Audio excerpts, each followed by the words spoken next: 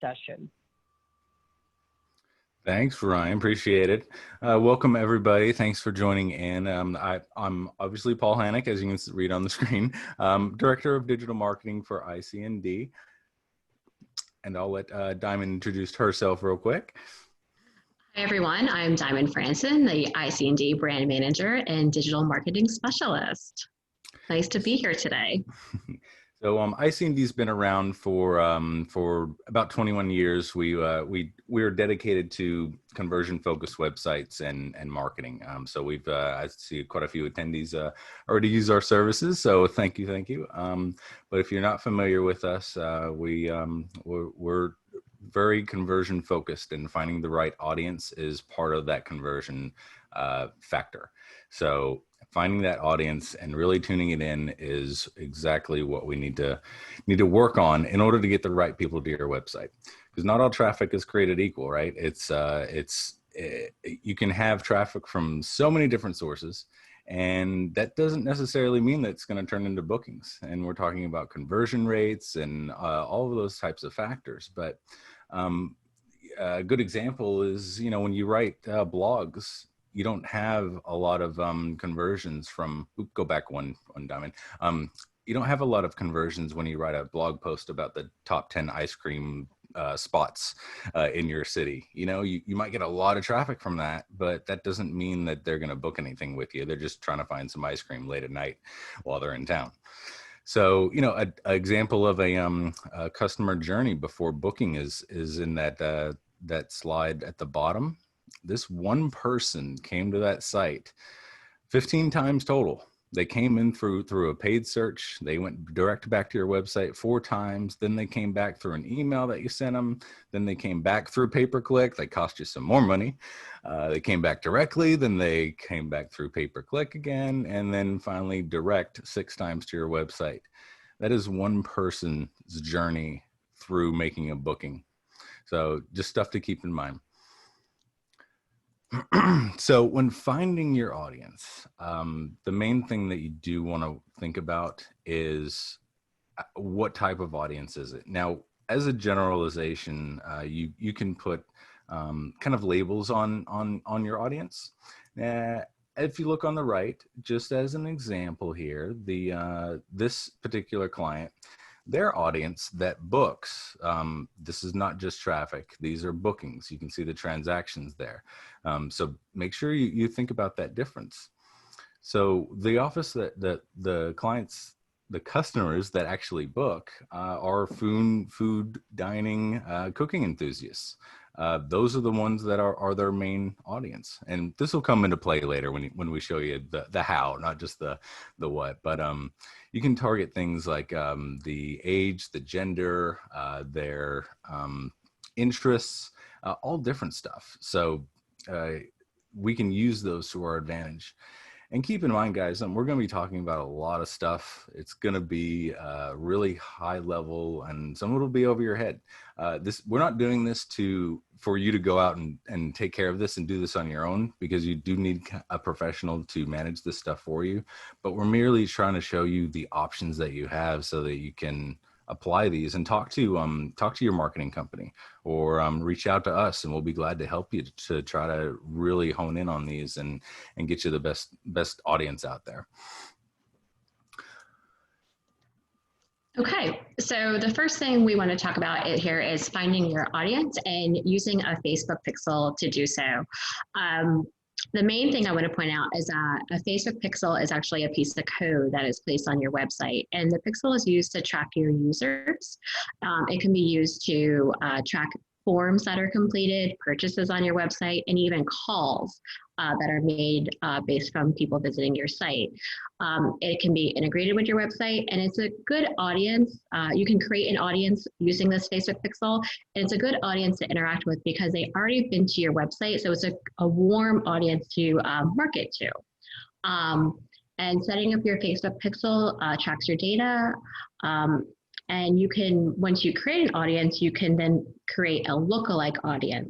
And this helps you truly target people that are interested instead of people that may not be interested. So it's kind of, you have a general idea who you want to target to. And this is just some insights here of what a pixel can find for you once you start creating that audience. So it shows you users, unique users, how long they've stayed on your site, and just their activity. So the next few slides are just going to be some metric reports that the Facebook pixel can help you with. This slide I find very interesting. This is the active users by hour report. The lightest blue here is the least amount of users, and the darkest blue is the highest amount of users. And this is a good way to find engagement when placing your ads. The most engagement on this report shows on Sundays and Mondays midday, where Friday and Saturday nights are very soft. So using this grid, it can show you the best days and times to run your ads if you have a limited budget. So if you have a limited budget to run your Facebook ads, use a graph like this to say, you want to dial your ads in on a certain day and time based upon the darkest squares on this graph. Here's another metric that you can use, and it breaks it down by both gender and age. So you can see here that your females are your highest users to your website compared to your males at 25.1%.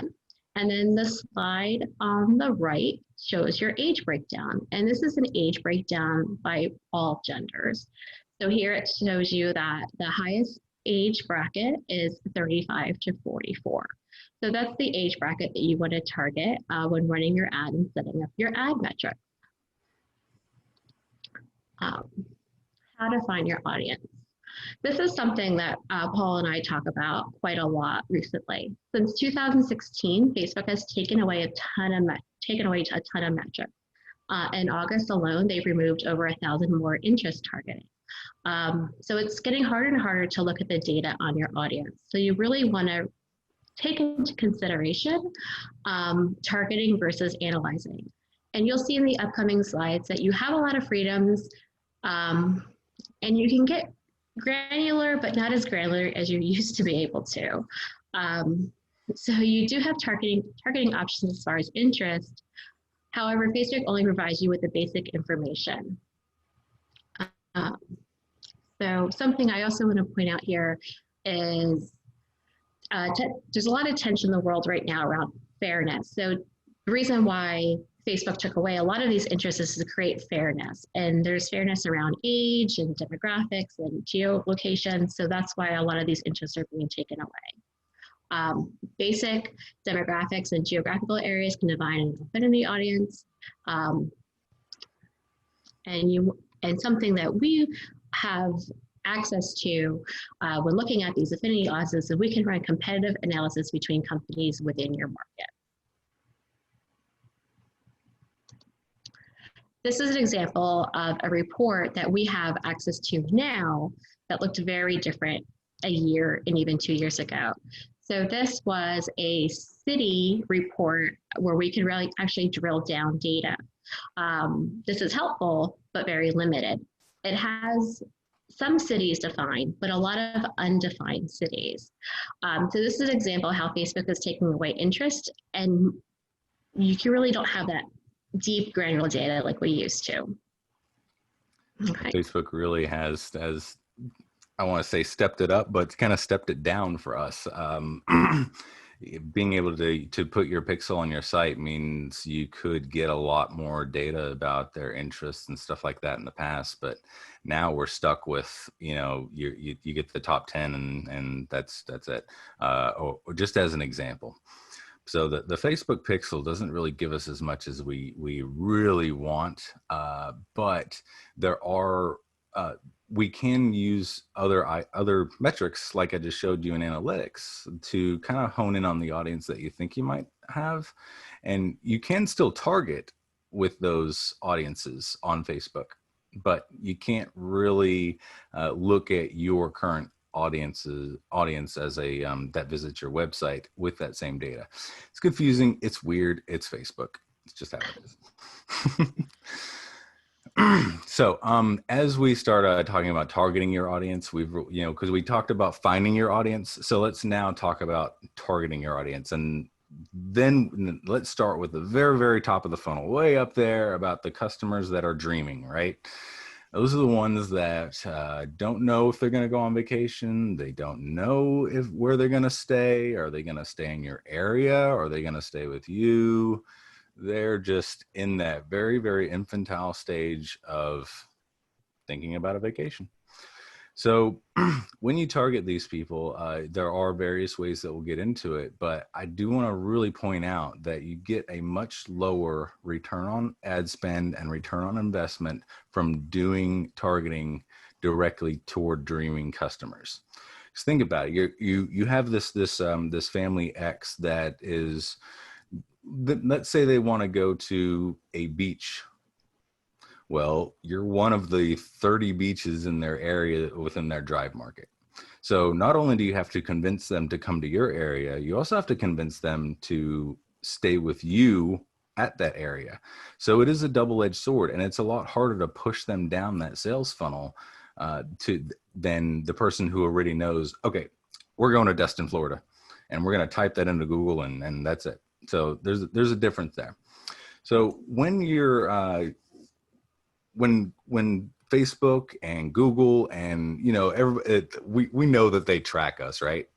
That's the whole big shebang lately, and our data and their data, and whose data is it, and why are they using my data, and do I want them to use my data? Well, this is what they're doing. They're taking that information about you based on your browsing habits, based on your interests, based on things that you do on the internet, and they put you into buckets.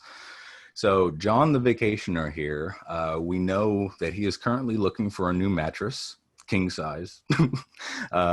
He's a real estate investor. That's his title. We know that from various sources. He likes to play video games. He's always looking at video game websites. But right now, he's also looking for a vacation destination. So Google and Facebook know this stuff, and we can use that information to our advantage. Is it creepy? Yeah, a little bit. And that's why everything's being taken away. So one of the things that Google Ads uses, and by the way, guys, if you look on the top right of every one of our slides, you'll see little icons. So some of them have Facebook, some of them have Google, some of them have Instagram. So this kind of shows you the different ways and topics that we're talking about, different avenues of advertising, just so you can see it. But an affinity audience is basically Google Ads puts people into the bucket of what they have searched for in the past, what they're interested in, and their browsing behavior. So these are people that have an affinity for a certain product or, certain interest. It's a good targeting, good strategy if you don't have a ton of information about your dreaming customer. So as I said before, like you can look at the Google Analytics, your affinity audience is there, and you can see, okay, so these people like cooking. They also might like outdoors. They might like gardening, and believe it or not, I mean, not everybody, I usually see the maybe 3 to 5 are the same in the top 10 throughout like all of our clients, no matter where it's at.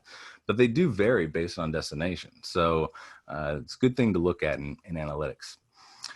When we're talking about like so a good example of one of these, and again, this is pretty granular stuff, guys. So this is just stuff you can take back to your marketing company. Ask a question in the chat. Yeah, definitely. Ask questions in the chat here. Yeah. So because we like questions, we like answering them. We love questions. One example though, and I think this is really cool. So these are people, if you see that red highlighted box there, people with any of the following interests or purchase intentions, or you can do people who've searched for any of these terms in Google. So if somebody has seeked out or they're interested in Charleston Beach vacation rentals near Charleston, we just added a bunch of variations in there, beach houses, even Folly Beach, anything like that. So we know that this audience, and if you look on the right, you can see the insights for that audience. It's mainly a 53% female. There's the age ranges. There's the 53% of non-parents. and weekly impressions is 1 to 5 billion. I don't think that's quite accurate, but that's what Google's telling us. But this gives us that insight to, okay, we can target these people who know where they want to go and what they're interested in. So the other part is a custom intent audience. So before we know that these people are interested in Charleston and the Charleston Beach area, now we can do a custom intent. We can layer these things on top of one another. Again, really a lot of granular stuff, but you can layer these on and see, these are the custom intent is what people are actually in the market for right now. So John, the vacationer in the previous slide, was in the market for a mattress. That's a custom intent audience. And we can put them in that he's looking for a mattress. Well, we can also put people in buckets that are looking for trips to certain destinations. Now, in Google Ads, you don't have every destination in there. I wish there was, but the top destinations, you can see there's Myrtle Beach. Charleston was one of them. You can see New Orleans on that screen. They have a lot you can choose from if you're in a major market. So Google knows if you are taking a trip to a certain area or you're interested in it. You can also use specific keywords, URLs to target what the user might be interested in. So, if VRBO happen to have ads on their website, display ads, and they have a website they have a web page dedicated to Charleston, we can actually target that specific page with an ad for your company on VRBO. But VRBO doesn't have ads, so sorry, we can't do that. But that's the power. But I also want to point out here too, what Paul is saying is that what you see in the photo here, that trips to Myrtle Beach and Grand Strand, trips to Nashville, those city audiences are growing and developing every day and every week. So we're getting access to much more areas that they're creating more of these interest areas every week. So we're seeing increased access to these additional areas we can check off to layer on more cities every week. Yep. And of course, Google's in that space now. They're getting there. So. Oh, yes. That's why they're adding. But yeah, as an example of one of those audiences, we actually targeted a bunch of websites, and web pages on those websites. So you're able to do that by going through this process and really driving down people that are interested in or have browsed websites similar to those the ones that we're looking at. So it's pretty cool. It's pretty granular. Like I said, though, this is a top of the funnel approach. So again, we've got to really drive down this audience and get them to your site, but you also have to make them convert once they get there, convert to your destination and convert to your company. Geographic, obviously, we talk about that a lot, but in case you don't know, you can target specifically by geographic region, and again, that's another layer you can lay on top of.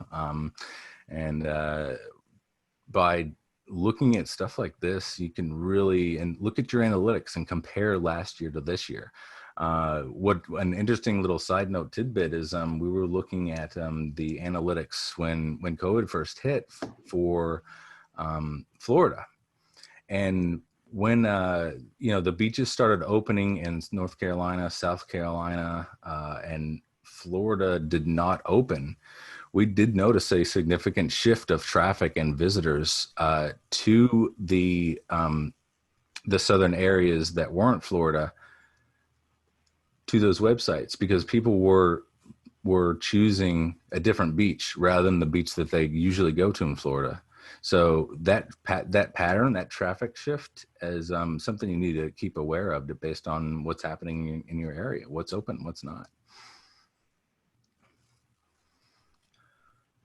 The way to target these new audiences, though, if they're not specifically searching for you in Google, you can't really get in front of them unless you use these types of ads.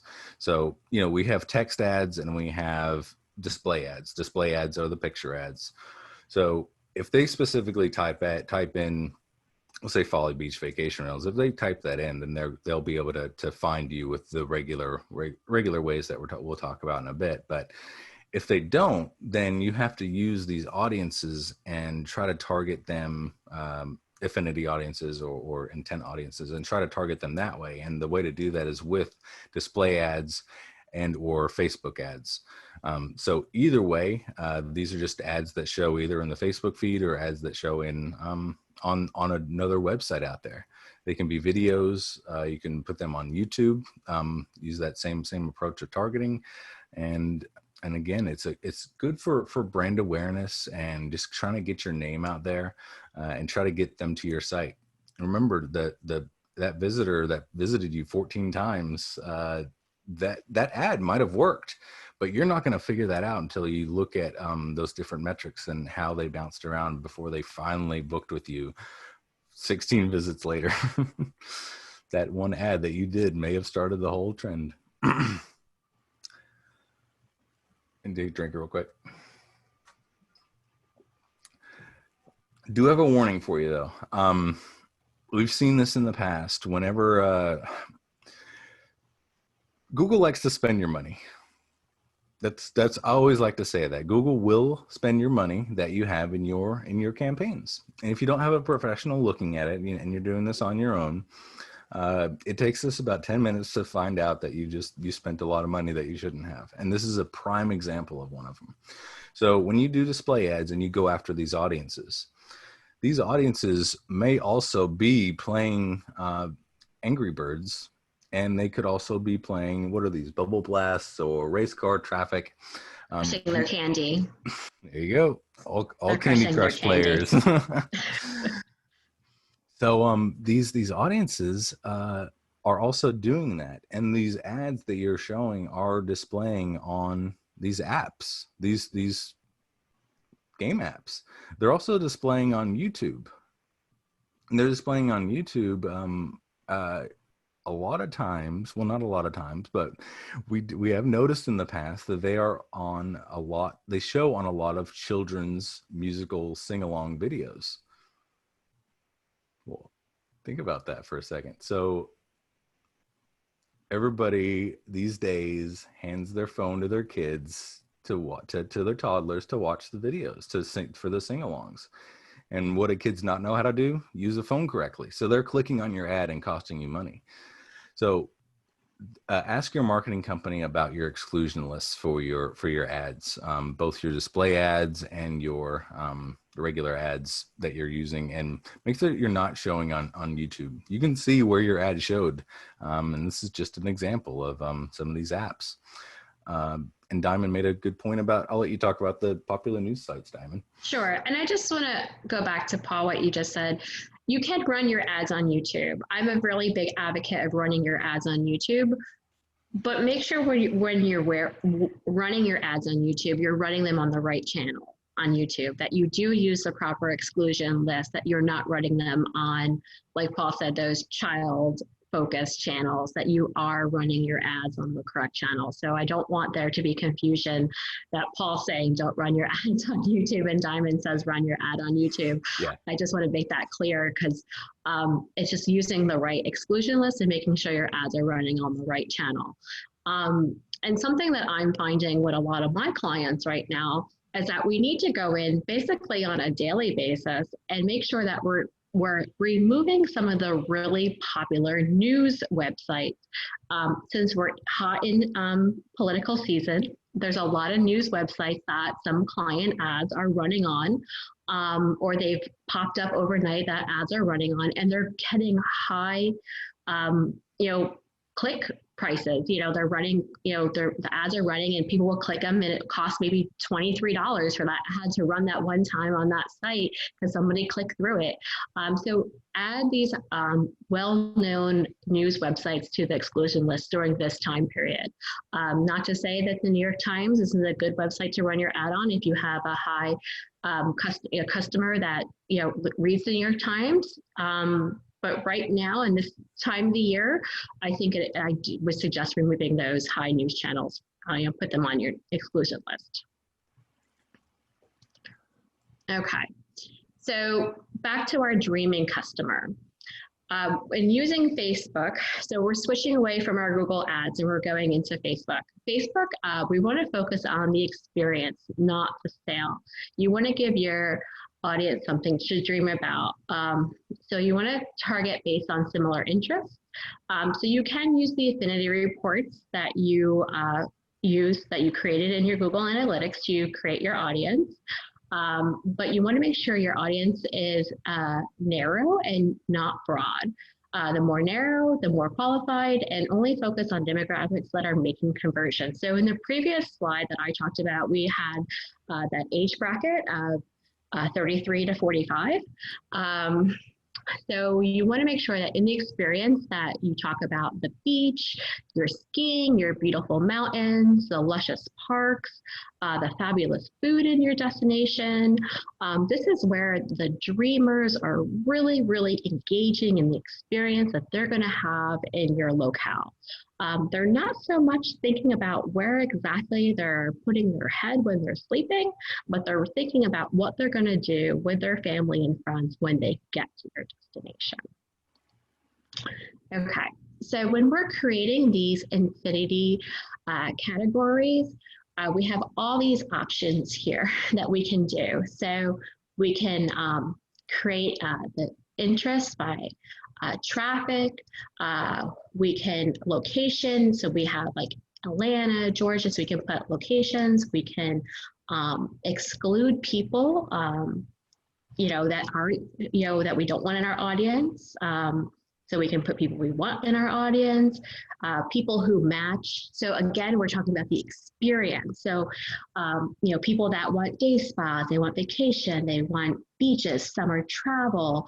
And this is what I find very interesting. We also want to match up with people that maybe rented an Airbnb or Priceline or TripAdvisor. So we can also match them with those people. We want to draw people's attentions to people that matches or almost match our audience. We want to get out in front of people that have been interested in OTAs in the past and convert them into direct booking. So this is a great way here that we can create that audience by using this, and must also match the interests of all these OTAs that you see here on the bottom of this slide. Okay. These are some sources that we can use to create this custom audience here on Facebook. So we have our website, a customer list. If you have an app, you can use your app activity. So this is just some real information. And again, if you have someone managing your social media audiences, that's fantastic. If you don't and you need someone to, there's an opportunity to reach out to us here to that. Or if you already have somebody, a way to give them guidance and kind of ask some of those questions. Are we doing this? Can we be doing this? And making sure that when you select, I just want to make one point here. If you're using your website to create your audience here, make sure you're adding pages from your website that have a good user count. So a good user count equals a good conversion rate and they're most likely to book. So just don't add all the pages on your website. Make sure you are adding pages that have good user count and good user visits. Yeah, usually especially your booking pages and your final checkout pages, because those people that went all the way down to that funnel, they are very likely to convert, but they might not have. So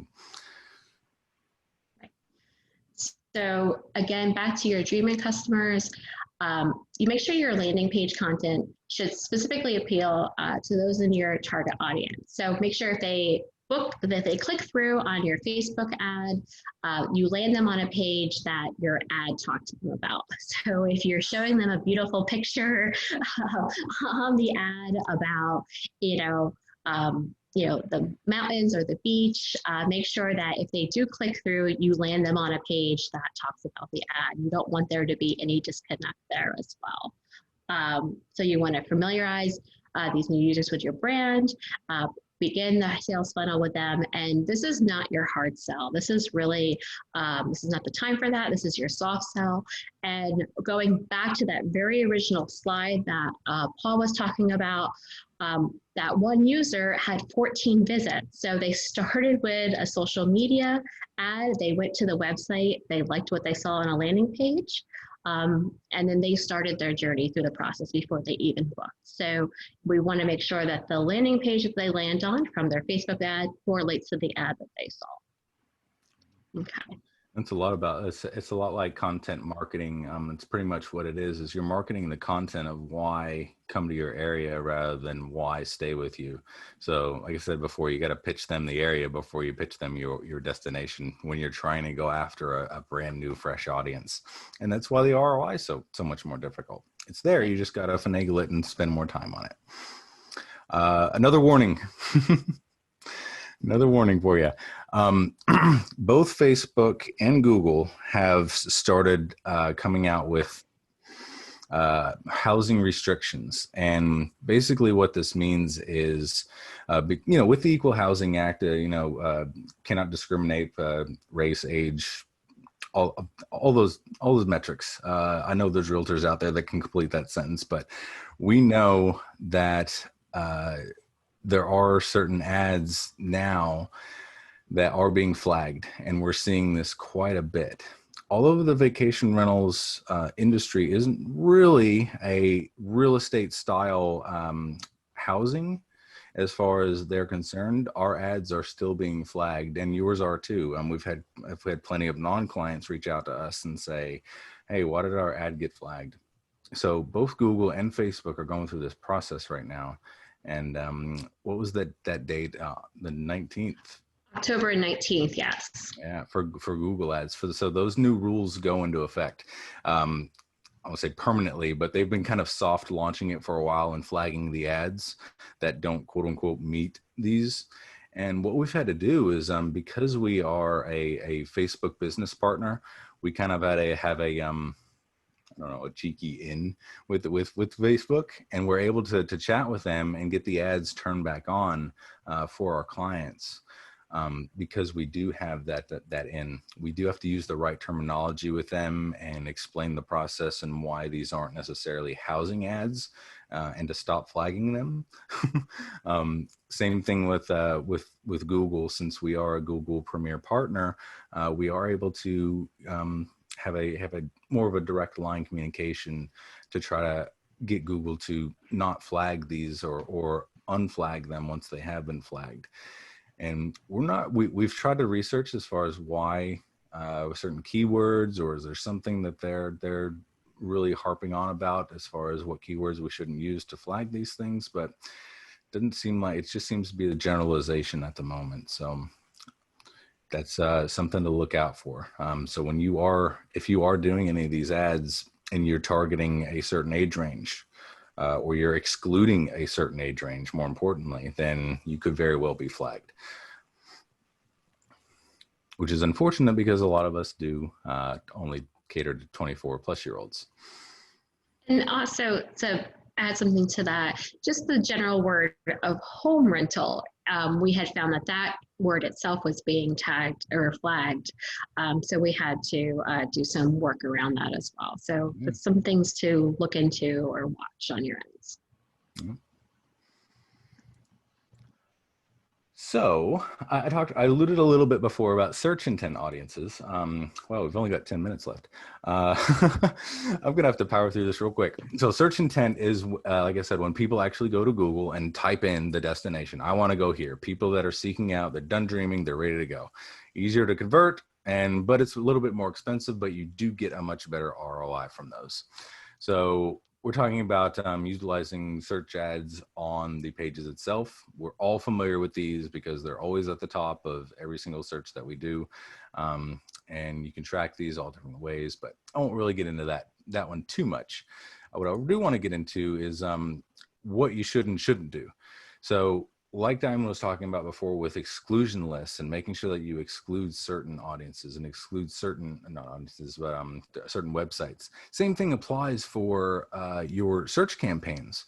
So we've seen so many times that companies or even the clients out there are running their campaigns, and there are keywords that show up that shouldn't be.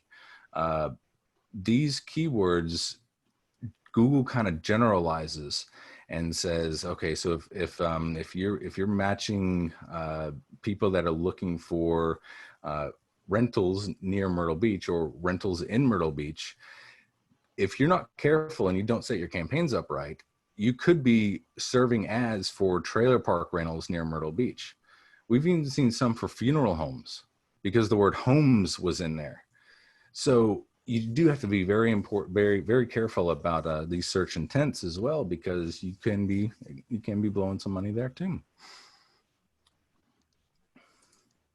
Okay, so let's talk a little bit about Instagram for a minute. We all use Instagram, or we should all be using Instagram to have another channel to market to our customers. Your content here should, again, highlight the overall experience of your area. So just like I talked about for Facebook, you want to talk about the overall experience that your customers are going to be experienced when they come to visit you. Your pictures need to be A++ quality. Make sure you use a really good phone or a really good camera. Please use a filter. Make those pictures pop, add some highlights in there. Really just take a moment to put a filter over those photos. And then make sure you use hashtags that work. And I'll talk about hashtags here a little bit in a second.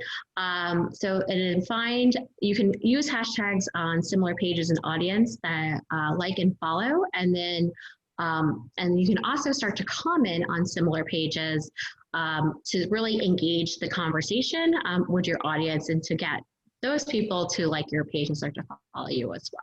So if you have questions about Instagram, put them in the chat or reach out to us directly, because that could be a whole nother webinar just about how to use Instagram to market to your audience. But for the sake of time, we're going to power through this.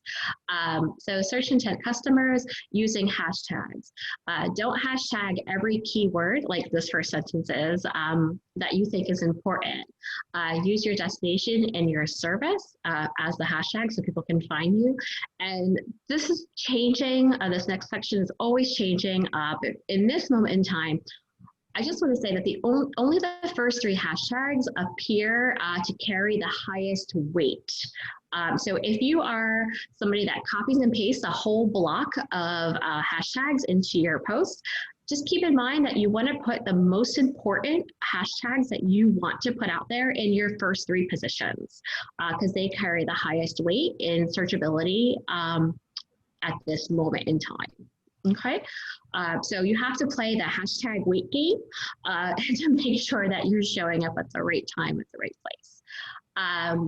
So ads on Instagram, don't overdo your copy. Launch, this is very important, launch and run your ads from your Facebook Business Manager. Don't launch them from your Instagram, run them from your Facebook Business Manager, and use the Facebook Business Reports to narrow your audience even further. Okay. Okay, Paul, back to you. Targeting your audience with emails. So with emails, we all know the regular email blasts that we should be sending out. I'd recommend at least doing one a month, and these go to a general list and are hey, here's specials, here's some featured properties, here's an event that's going on in the area, here's why you should stay with us, here's why you should book now, here's the special. We all do those and are familiar with those, and they work, right? They definitely work. But taking a step ahead, you can use these emails that you have in your database to do more personalized campaigns. And these personalized campaigns can target people during certain phases. So a reminder to book on checkout. So there's always that family that will stay at the same one rental every year, or they'll stay at one similar, or they'll always stay with your company, but they want to just get their vacation done with. We see this a lot with snowbirds, obviously, but the reminder to book at checkout is just an automated email that we can set up and go out that reminds people, hey, don't forget to book for next year, maybe a few days after they get home, and then give them a discount. There's also personalized booking anniversary emails. So if they booked for the summer and they booked for a stay in the summer, and then they came back and then they actually did that booking in January, you can send an email in January, maybe late January, if they haven't booked yet, and say, hey, what's going on? Why haven't you booked? Maybe in nicer words, but and then there's honeymoon booking reminders. That's another one. If you can record this information, use this data, then that's huge. Moving on from that, though, one of the other nerdy things that I really like about using emails, and again, these are just for people that have opted in to receive marketing emails. Don't want to stress that enough, but with Google Ads, you can upload your email database and do ads targeting that database. So you can do both display ads, or you can do what we call bid adjustments, or what Google calls bid adjustments. So if we know that person is seeking out your destination, we'll say Destin again, they're seeking out Destin vacation rentals, and you have that email address and you uploaded it to Google with your Google pay-per-click campaigns, you can make sure that your ad shows up next year when that person searches, because they're in that email database. Again, stuff that you do need a professional to do for you, but it's very powerful, and you see a very good ROI from that stuff. Talking about previous customers as well, again, make sure that you do use that canned spam. Keep that compliance in place. I mean, you can't market to people, and you can't send them emails without them explicitly saying yes. We do it all the time. I know that's just how it is, but this is our due diligence, and just letting you know, you should really follow that stuff. But you can upload a CSV list. You can copy and paste. It's pretty easy to do this with Facebook. And whenever you're targeting people, if you don't happen to have an email address, you can use a phone number with Facebook. So that's an interesting tidbit as well that not a lot of people knew is, if you do have that audience list and you don't have an email, but you do have a phone number, maybe you have a caller ID, and they've opted in, you can use that and target them if they put their phone number into Facebook. Another thing here is you want to have at least one other filter option. If you're using your email or their phone number, you want to have at least their city or their state when you're going to upload a list. Here, you want to have at least one other option. So some quick uploading tips for retargeting customers on Facebook and uploading lists. The first and foremost is you have to have at least 1,000 people. If you have under 1,000 people or 1,000 names, you cannot do this type of marketing. Facebook will tell you that your data set is too small, and then you have to move on. You cannot use this option. So try to include as many identifiers as possible. Again, having that second filter, fill in the blanks when you can with other campaigns. So if somebody, reacted to another campaign, try to cross-reference the data from another campaign there. Always check your list size, again, because you have to have that at least a minimum of 1,000 people. And consider a lookalike audience. So if you're going to go through the process to upload a list on your own, go through the process of creating a lookalike audience, or have your digital marketing agency create a lookalike audience. There is a new feature coming very soon to Facebook in the next several months that at the same time that you're creating an audience, you can do A/B testing at the same time with a lookalike audience. So you won't have to create two separate ad sets. You'll be able to do the A/B testing with a lookalike audience and your retargeting list at the same time. So that's a new feature that's coming soon, and we look forward to that as well, and using that with our clients. Okay. Oh, identifying trends with ads and opportunities. This is my exciting part. We have lots of new stuff in the pipeline. All right, so everything is changing. Everything is new. What is old is new again, what vice versa. But yeah, lots of stuff happening with ICND surrounding YouTube video ads. We have lots of new tools at our disposal nowadays to create very fun and exciting YouTube ads, Pinterest ads, Hulu ads. Hulu just announced that they're going to be able to do very fun small business Hulu ads that are affordable for small businesses, which I'm excited about. Instagram ads, which we touched on, Facebook ads, which we touched on, social influencers. Nowadays, social influencers really can move the needle for small businesses, and they are affordable. We don't need those high-end celebrities like we may be thinking influencers are. We have those micro influencers.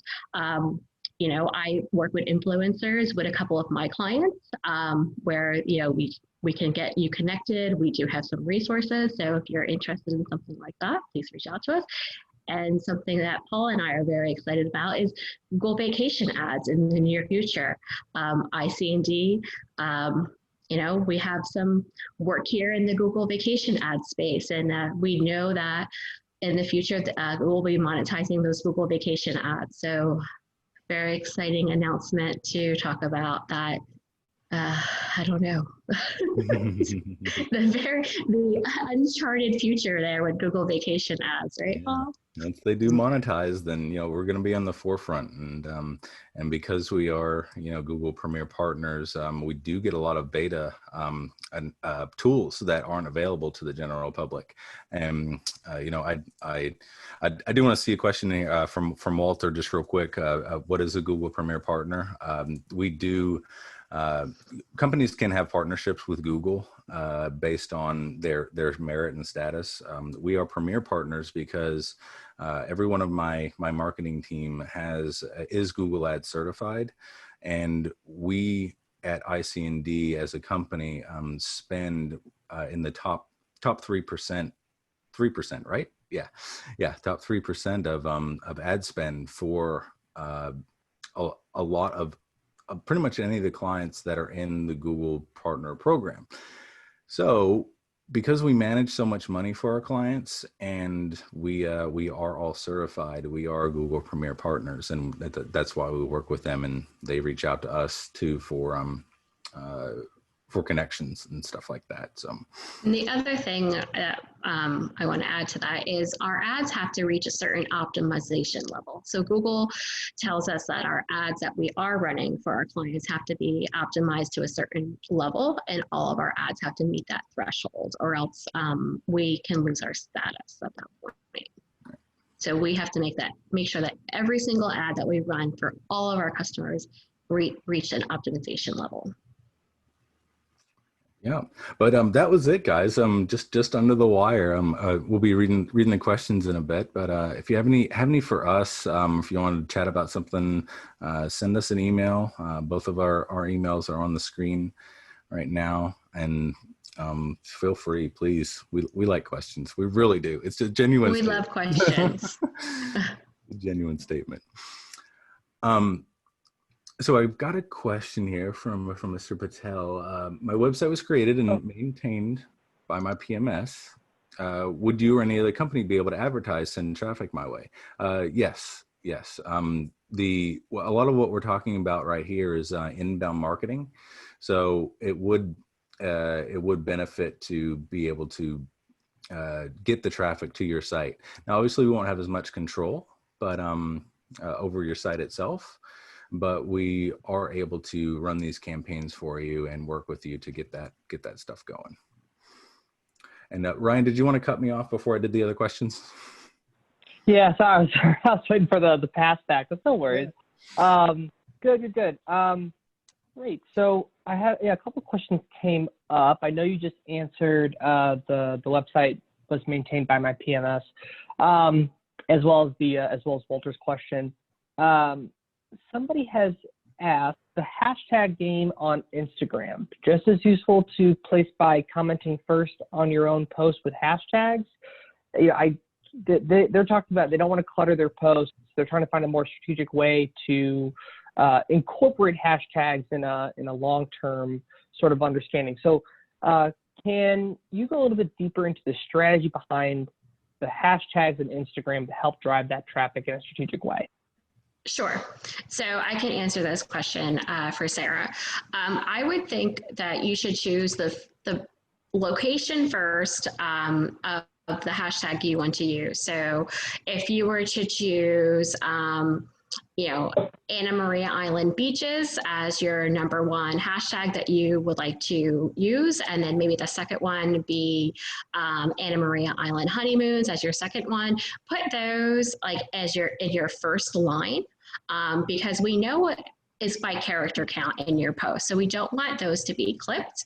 And we know that only the first 3 hashtags carry the most weight. So if you are going to copy and paste, 20 or 30 hashtags, beach, honeymoon, all those broad hashtags, identify the top 3 hashtags that you really want to, I guess, rank for or have consumers relate and find you for, and put those in the top of your post, and then put your information, and then you can, I guess, copy and paste afterwards, but really identify those top 3 first and put them in the top before the whole message gets clipped off by the character count on Instagram. Yeah, and whether or not they are as helpful in the comments field or not, I've read kind of mixed things. I would still recommend keeping them in your actual post, those top 3 at the very least. Awesome. Okay.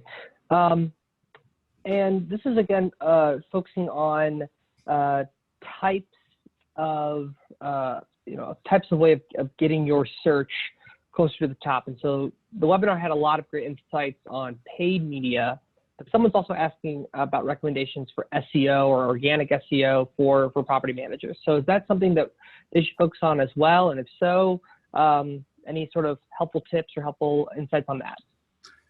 Yeah, you should always be focusing on SEO in general. And that's going to be if you SEO is one of those investments, not really an expense, because it's going to return in the long-term game. So focusing on SEO is a great way for inbound traffic. Now, we didn't talk about SEO just in this particular webinar because you can't really target with SEO, and we wanted to specifically go into targeting. With SEO, we do know what people are searching for. We can look at the keywords and volumes behind what people are searching for, whether it's Anna Maria vacation rentals versus Anna Maria rentals versus Anna Maria house rentals. We know those keywords to go after, but the only way to target them is to rank, and get your name out there SEO wise. So there are the SEO is very, very important to a business as far as the long-term game. No doubt about it. And that is something that you should focus on. Yeah. And something I always really focus on, yes, SEO on your website is very, very, very important, but something I always focus on is your Google My Business page. There's been so many changes in the last 3 months pushed out by the Google My Business on additional attributes, additional features that you may not even realize that are available to you on your Google My Business page. So please take 30 minutes and optimize your Google My Business page with all the new attributes, health and safety measures, anything that your business has available to it, optimize it to its maximized ability that it can be, because there are so many new changes and options that are available to businesses in all different spaces. It doesn't matter if you're a vacation rental or a restaurant. They've added so many new things in the past several months. I do have another question here in the chat. The question for us, Paul, is, are we doing anything with owner acquisition and target marketing? So I do know, to answer this question, we can run ads in the Google space for owner acquisition. So this time of year, when there's vacation rentals that are looking for new owners to promote their services, we can run certain ads. to get new owners, people looking to change out of their current, vacation rental management. We can run those ads to target those. But we would need some data at that point to see like where maybe you have a lot of owners to run those ads in those areas. Yeah. And we actually on our podcast, shameless plug, Vacation Rental Ninjas, go find it out there. A couple episodes ago, we just talked about owner acquisition and targeting them, and it is difficult because usually the only owners that you know of are the owners with you have physical addresses of their homes, right? They probably live in another state. So targeting them via geographic locations, via interests, via any of the stuff we talked about just off the cuff is pretty difficult. So you do have to look into the search intent style owners more than anything. And those are the ones seeking out destination property management, destination rental management, stuff like that. Because you can't generalize our owners because of their varying interests and whatnot to really target them. So it's a bit more difficult to get those fresh owners. But if you've got that list, and maybe phone numbers, then you can do something. But you could create a lookalike audience at that point. If you have your current owners and your current emails and your current phone numbers, you could create a lookalike audience at that point from that. But we still don't know if that lookalike is based on what criteria that's based on. If they're interested in gardening, that doesn't mean that the other person's interested in gardening. That's a home. So it's hit or miss. That's the thing. I would also say for this instance, make sure that your owner pages on your website are fully optimized with SEO as well. Make sure that your keywords on your your owner pages are optimized 100% with those keywords that you're looking for your area. So if somebody was to type in, they go directly to your pages as well. Awesome. I think there was I think there was a follow-up there too. I think retargeting the people who hit specific landing pages on property management. Yeah, it's definitely, Sorry, that one's one that we do all the time, so I didn't even think about it. You can target those people and serve them remarketing ads. And one of the things that we talked about was, one of the things we talked about on the podcast was serving them different information. If they've already been to your property management page, serving them an ad to bring them right back to your property management page, you need to provide them with more information to keep tipping that scale. Maybe try a homeowner testimonial page or a video page or something like that.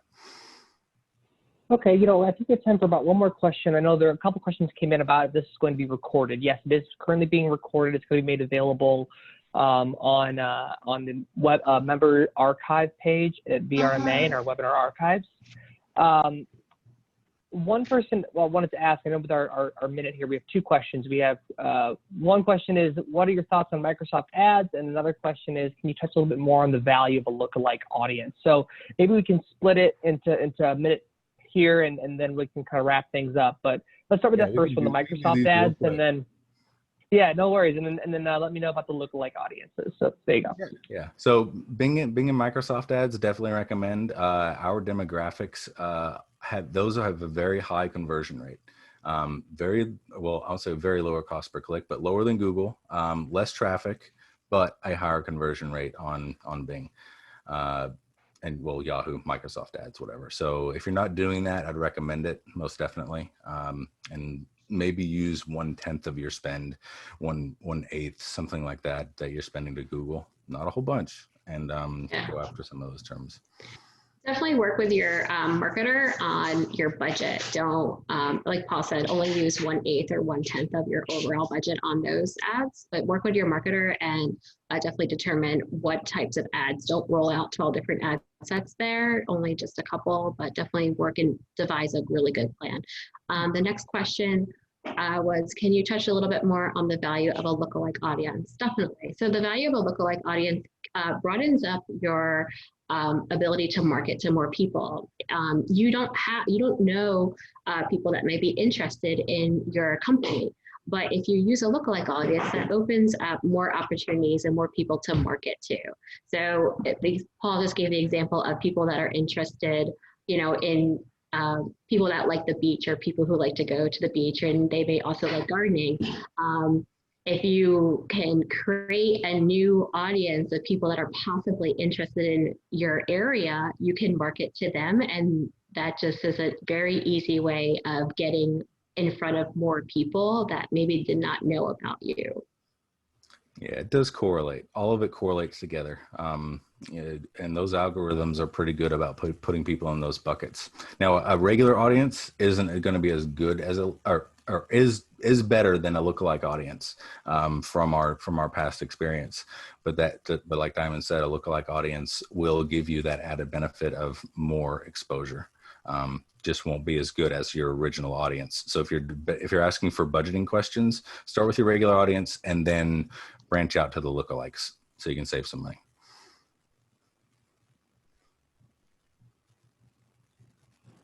I'll mute there. All right. Well, thank you so much for everybody here. You know, thank you both Paul and Diamond for all your insights here, and thank you for our participants and their participation throughout this webinar. I hope it was wonderful and a good experience for you. A survey is going to be coming out later on today to help get that feedback that I can go ahead and share with Diamond and Paul on a different time. In that vein, Paul and Diamond, we're going to debrief on a separate communication later on today or tomorrow. Everybody else, have a wonderful and safe rest of your week. Stay out there, and thank you so much. Have a wonderful day, everybody. You're all free to leave the webinar. Thanks. Thank you. Have a great day, everyone. Bye, guys.